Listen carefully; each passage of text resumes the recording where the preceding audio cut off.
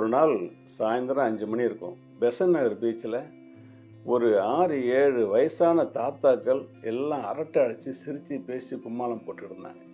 சில பேர் டான்ஸ் ஆடுறதும் பாட்டு பாடுறதுமா ஒரே அமக்கலமாக இருந்தது. அங்கே வந்த எல்லாருமே அதை கவனிக்க ஆரம்பித்தாங்க. அப்போ அதே இடத்துல நானும் இருந்தேன். நானும் அதை கவனித்தேன். அதை பார்க்கும்போது என் மனசில் தோணுன ஒரு சிறுகதை தான் இந்த ஓல்டு பாய்ஸ். சென்னை பெசன்ட் நகர் பீச்சில் காலையில் 5 மணி ஒரு 12 தாத்தாக்கள் ஒரு இடத்துல ஒன்று சேர்றாங்க.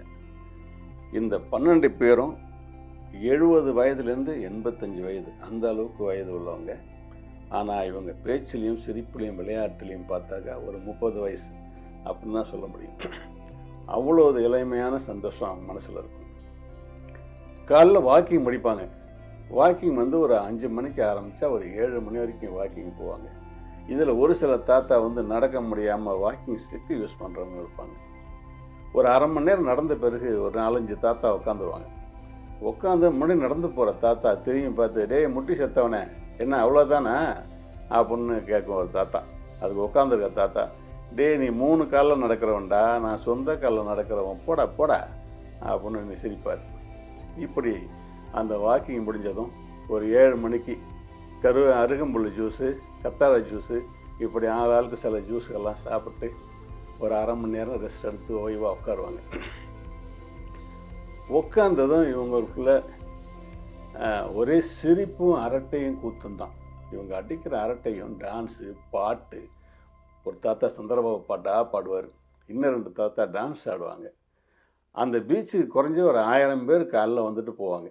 ஆனால் வர்றவங்க அத்தனை பேரும் ஒருத்தர் கூட இவங்களை பார்க்காம கடந்து போகவே முடியாது.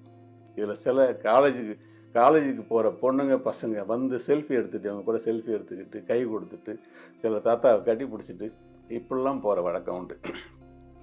அவ்வளோ சந்தோஷமாக இருக்கிற தாத்தா இவங்க பேசிக்கிறத மாப்பிள்ளை மச்சான் இப்படி தான் பேசுறது. ஒரு 8 மணி இருக்கும். ஒரு அம்மா அங்கே வழக்கமாக வடை சுடுற கடை ஒன்று போடுவாங்க. அந்த கடை போட்டதும் இந்த தாத்தாலாம் போயிட்டு எல்லாரும் ஆளுக்கு 1-2 வடை சாப்பிடுவாங்க. இந்த அம்மா ஒரு நாள் கூட அவங்க எத்தனை வடை சாப்பிட்டாங்கன்னு கணக்கு பார்த்ததே கிடையாது.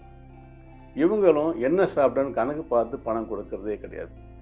அவங்க இஷ்டத்துக்கு சாப்பிடுவாங்க, அவங்க இஷ்டத்துக்கு ஒரு பணத்தை கொடுப்பாங்க, போவாங்க. அந்த அம்மா கேட்கவே மாட்டாங்க. ஏன்னா இவங்க 2 பேருக்குமான ஒரு சம்பவம் இருக்குது. அந்த வடை சொல்கிற அம்மா ஒரு நாள் இந்த 12 பேர்கிட்டையும் ஒரு பத்திரிக்கை வச்சாங்க. என் பொண்ணு கல்யாணம், நீ கண்டிப்பாக வரணும் அப்படின்னாங்க. அந்த குறிப்பிட்ட கல்யாண நாள் அந்த அம்மாவோட அந்த ஊரில் ஒரு எளிமையான ஒரு குடிசை பகுதி வளர்ந்த ஒரு ஏரியா. அங்கே ஒரு சமூக கூடத்தில் இந்த கல்யாணம் நடக்கும். இந்த 12 பேருக்கு பத்திரிக்கை வச்சதை அந்த அம்மாவே மறந்துட்டாங்க. ஏதோ சம்பிரதாயத்துக்காக வச்சது தான். ஆனால் சொல்லி வச்ச மாரி 12 பேரும் இந்த கல்யாணத்துக்கு கலந்துப்பாங்க. இவங்களை பார்த்ததும் அந்த கல்யாணத்துக்கு வந்தவங்க அந்த ஊருக்காரவங்க அத்தனை பேரும் ஆச்சரியப்பட்டு போவாங்க. யாருன்னு தெரியலையா, இவ்வளோ பேர் வராங்களே அப்படின்னு எல்லாரையும் வரவேற்று உட்கார வைப்பாங்க. கல்யாணம் முடியும். கல்யாணம் முடிஞ்சது பொண்ணு மாப்பிள்ளை அந்த 12 பேர்ட்டையும் ஆசீர்வாதம் வாங்குவாங்க. 12 பேரும் சாப்பிடுவாங்க. சாப்பிட்டு முடித்து 1,20,000 ரூபா அந்த பொண்ணு மாப்பிள்ளை கையில் கொடுத்துட்டு ஆசீர்வாதம் பண்ணிட்டு போவாங்க. அந்த பணத்தை 1,20,000 கொடுத்ததும் அந்த அம்மா கிட்டத்தட்ட மயக்கம் வராத குறை தான். அவங்க மட்டும் இல்லை, அந்த கல்யாணத்தில் கலந்துட்டு அத்தனை பேருமே ஆச்சரியப்பட்டு போவாங்க, இப்படி ஒரு இதா அப்படின்னு. ஸோ இதுதான் அந்த வாக்கிங் வர தாத்தாவுக்கும் அந்த வடை சொல்கிற அம்மாவுக்குமான ஒரு உறவு. அதிலிருந்து இவங்களை தான் புள்ள தான் சொந்த தாத்தா அப்படின்னு அந்த அம்மா நினைக்க ஆரம்பித்தாங்க. இந்த 12 தாத்தாவுக்கும் உள்ள இன்னொரு சந்தோஷமான மிகப்பெரிய விஷயம் என்னன்னா, வாரத்தில் ஒரு நாள் ஞாயிற்றுக்கிழமை இவங்க தண்ணி பாட்டி வைப்பாங்க. இந்த 12 தாத்தாவிலே ஒரு தாத்தா மட்டும் பேச்சுலர் தாத்தா. அவங்க பொண்ணு பையன் எல்லாம் லண்டனில் இருக்காங்க, இவர் மட்டும் தனியாக இருக்கார். ஸோ அந்த ஞாயிற்றுக்கிழமை தண்ணி பாட்டி வைக்கிறதுக்கு மட்டும் இந்த தாத்தா வீடு தான். 12 பேரும் சாயந்தரம் ஒரு 6 மணிக்கு அசம்பிள் ஆவாங்க. அசம்பிள் ஆனால் ஒரு டேபிளில் 12 கிளாஸை வச்சு ஒரு அரை பாட்டில் விஸ்கி எடுத்து அந்த 12 கிளாஸுக்கு 30 ml ஊற்றி இதை ஊற்றும்போது பார்த்தா எல்லா தாத்தாவும் கீழே குனிஞ்சிட்டு அளவு சரியாக இருக்கான்னு பார்க்கறது, இந்த கூத்தெல்லாம் நடக்கும். இந்த 12 கிளாஸ்லையும் ஊற்றி முடித்து தண்ணியெல்லாம் ஊற்றி எல்லாம் ஜாலியாக சாப்பிட ஆரம்பிப்பாங்க. அதை குடிச்சு முடிச்சு அந்த போதையிலேயே இந்த 12 தாத்தாவும் அடிக்கிற கூத்து இருக்குங்களே கொஞ்சம் நஞ்சம் இருக்காது. பாடவே தெரியாதுன்னு சொன்ன தாத்தாலாம் பாட்டு பாடும், எனக்கு ஆட்டமே வராது, எனக்கு ஆடவே தெரியாதுன்னு சொன்ன தாத்தாலாம் டான்ஸ் ஆடும். இதில் வேறு சில தாத்தா வந்து மேலே அண்ணாந்து மோட்டு வேலையை பார்த்துக்கிட்டு என்னடான்னு கேட்டால் என் லவர் நினைப்பு வந்துருச்சு அப்படிங்கிற வேலை. இப்படி ஒரே கூத்தும் கும்மாளமும் அந்த பார்ட்டி முடியும். பார்ட்டி முடிஞ்சதும் சரி டேய் அடுத்த வாரம் யாரா பார்ட்டி அப்படின்னு ஒரு தாத்தா கேட்பார். கேட்டு இவங்க ஒரு நோட்டை மெயின்டைன் பண்ணுவாங்க. ஏன்னா இந்த 12 பேர் சம்மந்தப்பட்ட கணக்கு வழக்கு வரவு செலவு எதுவாக இருந்தாலும் அந்த நோட்டில் இருக்கும். அந்த நோட் எடுத்து அப்படியே பக்கத்தெல்லாம் பெரட்டி அடுத்த வாரம் யார் பார்ட்டின்னு அப்படியே வரிசலாக பார்த்துட்டு வந்து இந்த வாரம் சண்முகம் கொடுத்து முடிச்சிட்டான், அடுத்தது ரே ரங்கநாதா அடுத்தது நீ தாண்டா அப்படின்னு தாத்தா சொல்லுவோம். அந்த ரங்கநாதன் தாத்தா தெரியும் தெரியும் அப்படின்னு தெரியுன்ட்டு ஒரு வார்த்தை வாயை திறக்கான பற்றியா கல்லூலி மங்க அப்படின்னு சொல்லிட்டு அடுத்தவன் ரங்கநாதன் பார்ட்டி கொடுக்கணும் அப்படின்னு முடிவு பண்ணுறாங்க. இதில் ஒரு தாத்தா டேய் சாருக்கு பத்தலடா, அடுத்த வாரம் இன்னும் ஒரு 1/2 பாட்டில் சேர்த்து வாங்கிடுங்க அப்படின்னு ஒரு தாத்தா சொல்லும். ஏன் வீட்டில் போய் கிழவிட்ட தொடர்பத்தால் அடி வாங்கிறதுக்கா அப்படின்னு சொன்னது எல்லா தாத்தாவும் கூப்பின்னு சிரிக்க ஆரம்பிப்பாங்க. ஸோ அந்த பார்ட்டி முடிஞ்சு எல்லாம் கலைவாங்க. வழக்கம் போல் காலையில் 5 மணிக்கெல்லாம் பீச்சில் ஒவ்வொரு தாத்தாவாக வந்து சேர்றாங்க. எல்லாம் வந்து அசம்பிள் ஆனதும் கிளம்பி நடக்கிறதுக்காக கிளம்புறாங்க. கிளம்பும் போது தான் தாத்தா பார்க்க டேய் எங்கடா ரங்கநாதனை காணும், கொஞ்சம் இருடா அப்படின்னு சொல்லிட்டு ஒரு 1/2 மணி நேரம் உட்காந்துருக்காங்க. நாய் தூங்கிடுச்சு போல இருக்கு அப்படின்னு சொல்லிட்டு உட்காந்துருக்காங்க. ஒரு 1/2 மணி நேரம் போகுது, ரங்கநாதன் வரல. சரி அவன் தூங்கிட்டான் போல இருக்கு, சரி வாங்கடா அவன் சொல்லிட்டு மிச்சம் இருக்க 11 தாத்தாவும் அந்த வாக்கிங் தொடர்றாங்க. ஒரு 7:30 மணிக்கு எல்லாம் முடியுது. 7:30 மணிக்கு ஒரு இடத்துல ஒரு நிழலில் எல்லாரும் உட்காடுறாங்க. ஒரு தாத்தா ஃபோன் எடுத்து ரங்கநாதருக்கு ஃபோன் பண்ணுறாரு. ஃபோன் ரொம்ப நேரமாக ரிங் போய் ஃபோன் எடுக்குது. டே ரங்கா ஏன்டா வரல, தூங்கிட்டியா அப்படின்னு கேட்குறாரு. அந்த ஆப்போசிட் சைட்லேருந்து மாமா நான் உங்கள் பையன் பேசுகிறேன் அப்படிங்கிறான். என்னடாச்சு ரங்கா எங்கடா அப்படின்னு பெரியவர் கேட்க, மாமா காலைல ஒரு 4 மணிக்கு அப்பாவுக்கு ஹார்ட் அட்டாக் ஆகிடுச்சு, உடனே ஹாஸ்பிட்டலில் கொண்டு போய் சேர்த்தோம், உடனே ஆப்ரேஷன் பண்ண சொன்னாங்க, அதுக்கான ஏற்பாடெல்லாம் பரபரப்பாக எல்லோரும் செஞ்சிட்டு இருந்தாங்க. திடீர்னு இப்போ ஒரு 1/2 மணி நேரத்துக்கு முன்னாடி தான் மாமா உயிர் போயிடுச்சு அப்படின்னு ரொம்ப வருத்தத்தோடு சொல்கிறான். அந்த ஃபோன் எடுத்து கட் பண்ணுறாரு தாத்தா. எல்லாரும் அந்த ஃபோன் பேசின தாத்தாவே பார்த்துட்ருக்காங்க.